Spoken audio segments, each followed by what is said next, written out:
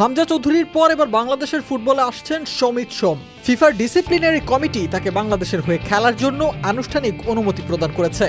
ফলে বাংলাদেশের জাতীয় দলের জার্সি গায়ে মাঠে নামতে আর বাধা নেই কানাডা প্রবাসী এই মিডফিল্ডারের। ধারণা করা হচ্ছে আগামী 10 জুন সিঙ্গাপুরের বিপক্ষে বাংলাদেশ দলে অভিষেক হতে পারে তার।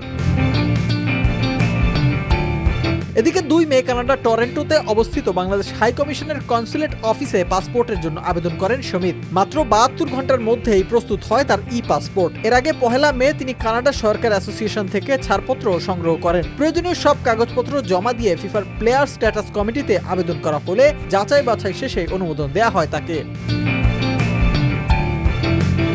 সমিত সোমের বাবা মা দুজনই বাংলাদেশি। বর্তমানে তিনি কানাডিয়ান প্রিমিয়ার লিগের ক্লাব কালভারি এফসিতে খেলছেন। এর আগে কানাডার জাতীয় দলের হয়ে আন্তর্জাতিক ম্যাচেও অংশ নিয়েছেন সমিত। বাংলাদেশ জাতীয় দলের সামনে এখন এশিয়ান কাপ বাছাই পর্বের কঠিন লড়াই। এই পর্বেই সিঙ্গাপুরের বিপক্ষে গুরুত্বপূর্ণ ম্যাচে সমিত সোমের অভিষেক ঘটতে পারে বলে আশা করা হচ্ছে। তার অন্তর্ভুক্তি ডিফেন্স লাইনে দৃঢ়তা এনে দেবে বলেই মনে করছেন ফুটবল বিশ্লেষকরা।